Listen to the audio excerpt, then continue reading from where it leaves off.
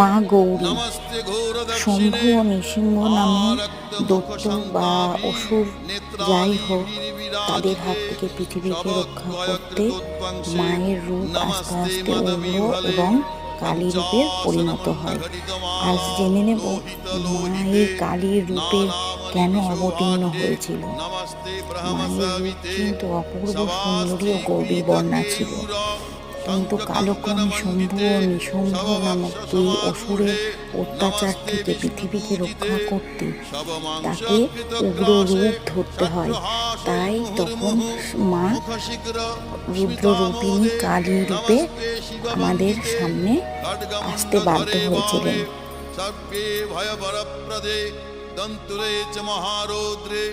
नमस्ते चंडनायिके त्वं गति परमा देवी त्वं माता परमेश्वरी